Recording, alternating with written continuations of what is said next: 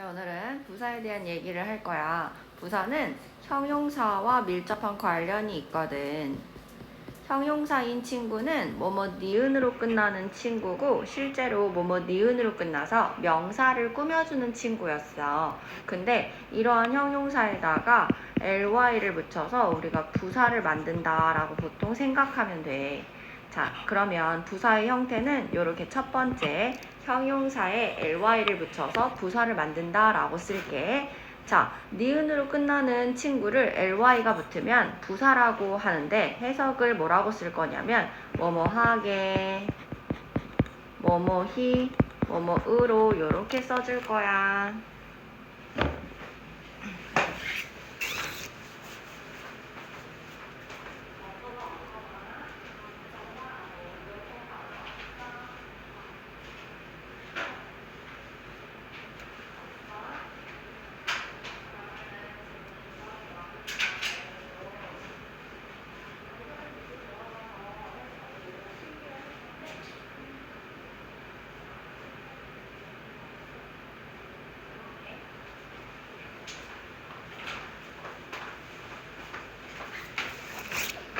자, 그래서요, 뭐뭐하게, 뭐뭐히, 뭐뭐으로 같은 말을 붙이는데 예를 들면 이런 게 있어. 해피 한번 해볼게. 해피는 기본적으로 우리가 뭐라고 부르냐면 형용사라고 생각하시면 되겠어요. 그러면 형용사일 때는 니은으로 끝난다고 말씀드렸잖아요. 그래서 니은으로 끝나게 해석을 하면 우리가 행복한이 되는 거죠. 자, 그럼 여기에다가 ly를 붙여서 해필리를 만들 건데요. 일단 여기서 또 기억해야 될 게 자음 플러스 y로 끝났다고 볼 수가 있죠. 자음 y는 y를 i로 바꾸는 특징이 있어요. 그래서 해필리를 이렇게 쓸 거예요.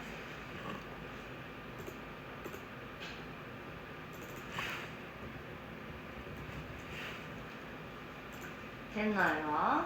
자, 그렇다 보니까 행복한에서 행복하게라는 부사로 바뀌었다라고 볼 수 있어요. 자, 이런 식으로 형용사에다가 ly를 붙이면 부사가 돼요. 자, 그러면 하나 더 해볼까요? dangerous. 요거는 형용사로 위험한 이란 뜻이에요. 근데 여기에다가 ly를 붙여서 dangerously를 썼어요. 이렇게. 자, 그러면 이 친구는 위험하게라고 하는 부사로 바뀌었다. 이렇게 들어가는 형태가 부사예요. 자, 그러면 두 번째 형태는 자, 이렇게 형용사에다 ly를 붙이는 형태도 있고 또는 단어 하나에 이미 단어가 형용사도 되고 부사도 되는 경우가 있어요. 형용사, 부사 모두 되는 경우 요렇게 써주시면 되겠습니다. 그럼 이런 친구들은 몇 개 안 되니까 이런 걸 유형으로 좀 외워두도록 해요. 자, 일단 첫 번째는 fast가 되겠어요. fast는 형용사일 때는 니은으로 끝나면 되니까 빠른이라고 해석을 해주는데 부사일 때도 fast가 그냥 fast로 쓰여서 빠르게라고 해석이 돼요.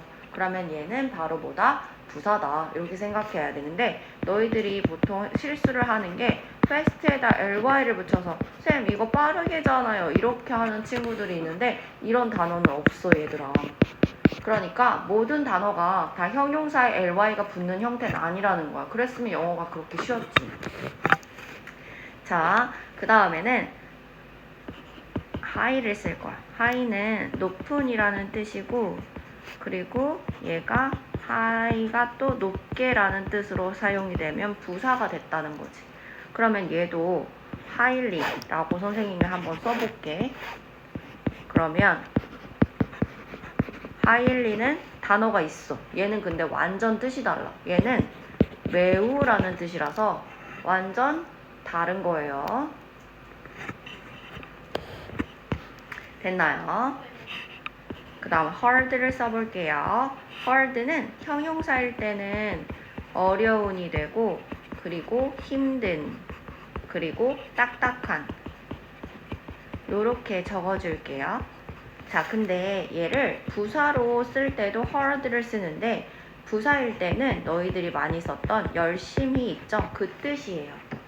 자, 그러면 이 친구도 선생님이 CF 비교하는 말이야. hardly로 쓸 건데 hardly로 쓰면 무슨 뜻이 되냐면 거의 뭐뭐 하지 않는 이라는 뜻이 돼서 완전 다른 뜻이 되지. 그래서 너희들이 기억을 꼭 해줘야 될 것 같아. 자, 그 다음에는 early를 쓸 거야. early. early 하면은 이른이라고 해석되면 형용사가 되고 early가 부사가 되면 일찍 이렇게 해석될 때 나는 일찍 일어났다 라고 할 때 이 단어를 쓰겠지. 그 다음에는 late를 쓸 거야. late는 늦은이라고 해석될 때는 형용사겠지. 근데 늦게라고 해석되면 부사가 되는데 여기도 lately라는 단어가 있어. 근데 이 단어는 완전히 다른 뜻으로 요즘에 최근에 이런 뜻이야. 자, 그 다음에는 pretty를 쓸 거야. pretty는 예쁜이라는 뜻인데 예쁜일 때는 형용사겠지. 그러면 부사일 때는 우리가 뭐라고 해석하냐면 꽤 이렇게 해석할 거야. 되나요? 선생님이 다음 거 하나만 더 적어볼게요. well 적을게요. well은 우리가 형용사일 땐 건강한의 뜻이야. 그래서 우리가 well-being 하잖아. 그때 그 well이 건강하지란 뜻이고 being은 사는 거를 말하는 거야. 그래서 건강하게 사는 걸 well-being이라고 말해. 자, 그때 well은 건강한이라 그랬어. 그 다음에는 이게 부사로 쓰일 때는 잘이란 뜻으로 우리가 잘하다 이렇게 말할 때 이 well을 쓰잖아. 그게 바로 뭐다? 부사다 라는 거야. 자, 그래서 선생님 다시 한번 정리하자면 단어가 형용사, 부사 모두 되는 경우에 대해서 얘기를 했고 그러면 이제 세 번째는 단어가 완전히 다른 경우가 있어.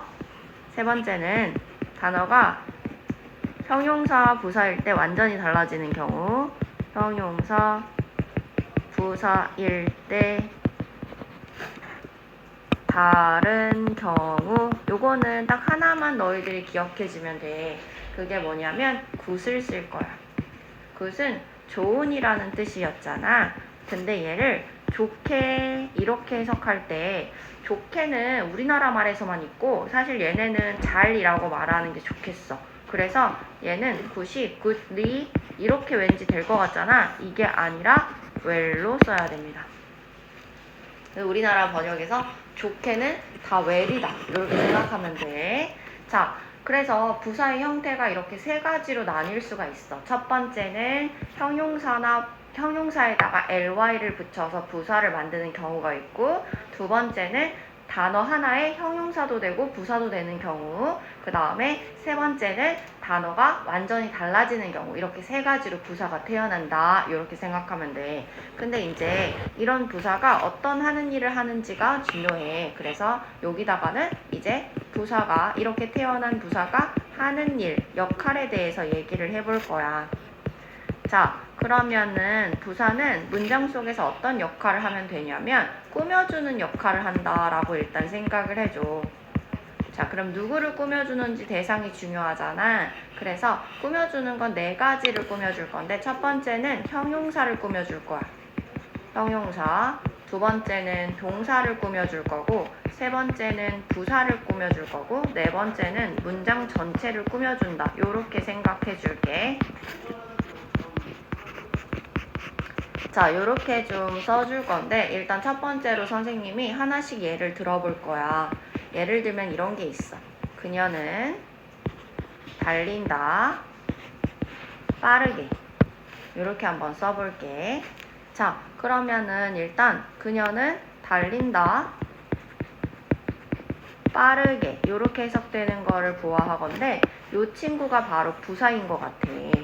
왜냐면 해석이 빠르게, 하게 이렇게 해석됐기 때문이야. 그러면 빠르게 달린다라는 말은 빠르게 달린다. 즉 동사인 친구를 꾸며주는 경우가 된다라고 볼 수가 있겠지. 수식한다는 말은 꾸며준다는 말이야. 자, 그 다음에 두 번째는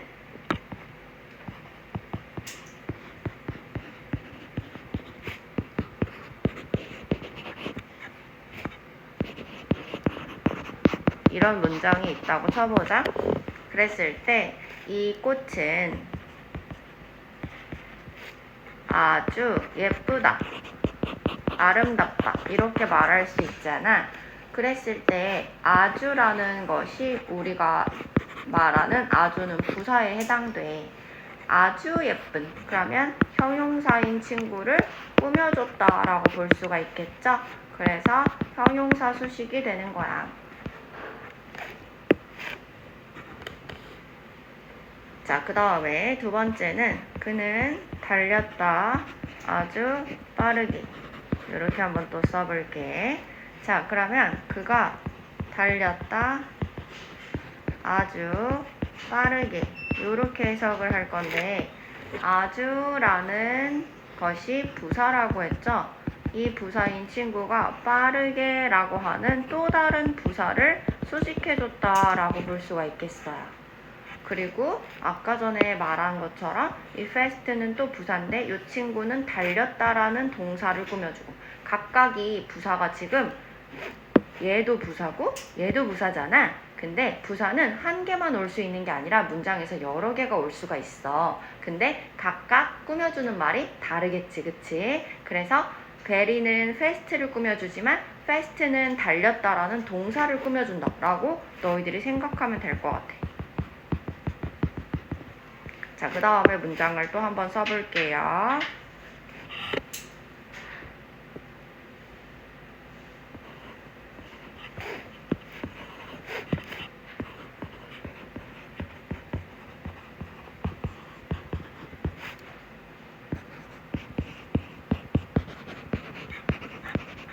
자, 이런 문장으로 써볼게. 자, 얘는 unfortunate가 불행한이라는 형용사다. 근데 여기다가 ly를 붙여서 불행하게를 만든 거야. 그래서 불행하게도 라는 친구가 바로 부사라는 거지. 그러면 이 친구가 나는 나의 가방을 잃어버렸다, 이렇게 해석을 하는 문장을 전체를 다 꾸며주는 말이 된다? 그러니까 얘는 문장 전체를 다 꾸며주는 경우가 되는 거야. 그래서 요렇게가 우리가 부사가 하는 일이다, 역할이다 라고 볼 수가 있겠어. 자, 여기까지 왔으면 이제 거의 다 온 거예요. 부사인 친구가 이제 하나가 남았습니다. 자, 부사 안에는 우리가 빈도부사라고 하는 친구가 살고 있어요. 부사 안에는 빈도부사라는 친구가 살고 있어. 자, 빈도부사라는 뜻은 뭐냐면 빈도수에 따라, 빈도수라는 건 횟수를 말하는 거잖아. 그래서 그러한 횟수에 따라 부사의 단어가 변한다라는 거야.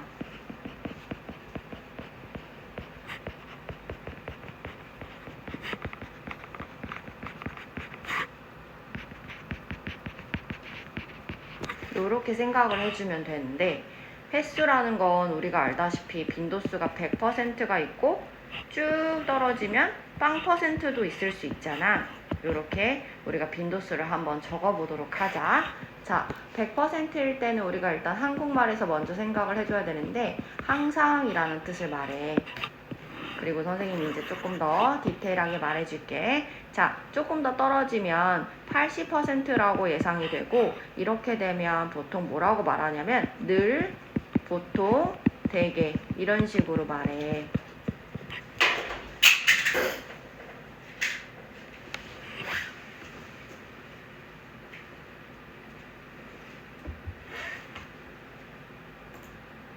자, 그 다음에는 또 뭐라고 할 거냐면 70%로 내려갈 건데, 그때는 우리가 자주, 종종 그러하다 이렇게 말한다.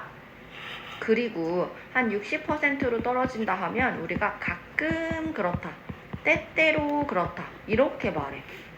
보통 여기까지가 긍정으로 해석되는 구간이고, 자, 이제 60에서 좀 더 떨어졌다고 생각해보면 한 30%로 갈까?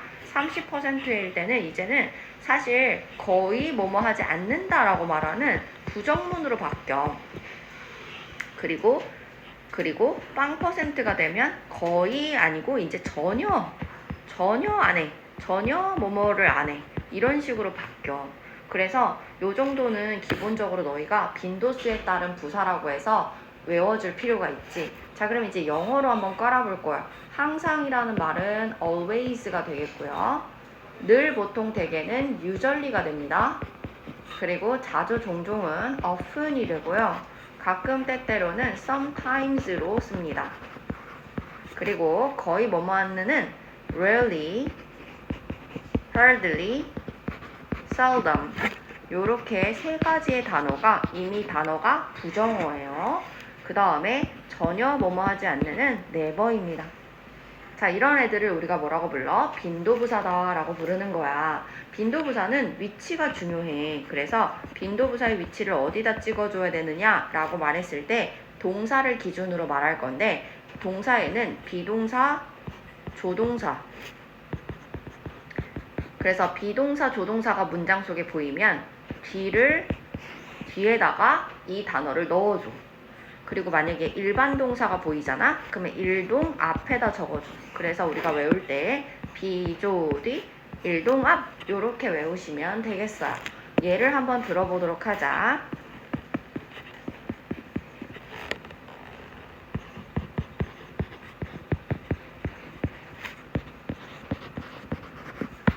자, 이런 문장이 있다고 쳐봐. 그는 매일 운동한대. 자, 그러면 운동하다라는 동사가 일반 동사죠. 그렇기 때문에 여기다가 만약에 빈도부사를 만약에 넣는다. 그러면은 요렇게 넣을 수가 있겠어요. 그 다음 이제 두 번째로 이런 것들도 있을 수 있죠. 예를 들어 이런 문장도 선생님이 한번 써볼게요. 그녀는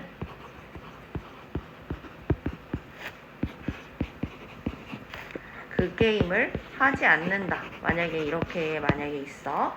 그러면 쌤이 여기다가 조동사가 나왔으니까 조동 앞에다가 일단 이걸 넣어볼 거야. rarely.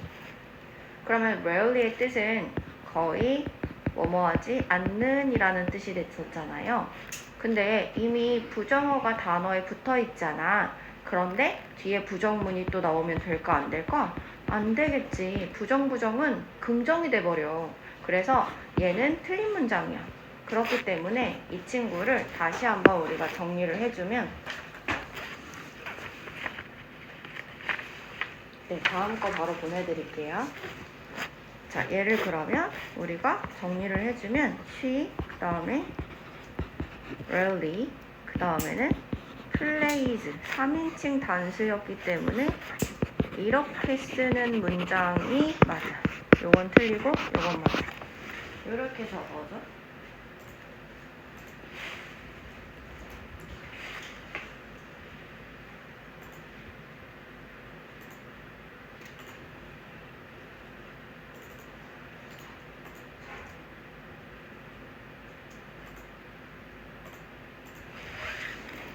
자, 그래서 여기서 말하고 싶은 건 그녀는 거의 그 게임을 하지 않는다 이렇게 말하고 싶은데 부정은 두 번 쓰면 안 된다. 이렇게 말할 수 있어. 자, 다시 한번 정리를 해보면, 자, 거의 뭐뭐하지 않는이나 전혀 뭐뭐하지 않는다는 거는 실제로 부정문이 들어가 있기 때문에 단어에 부정어가 들어가 있어서, 그래서 부정문에는 쓸 수 있다 없다? 없다. 부정문에는 못 쓰고 긍정문에 달아줘야 부정의 뜻이 된다. 이렇게 적어줄게요.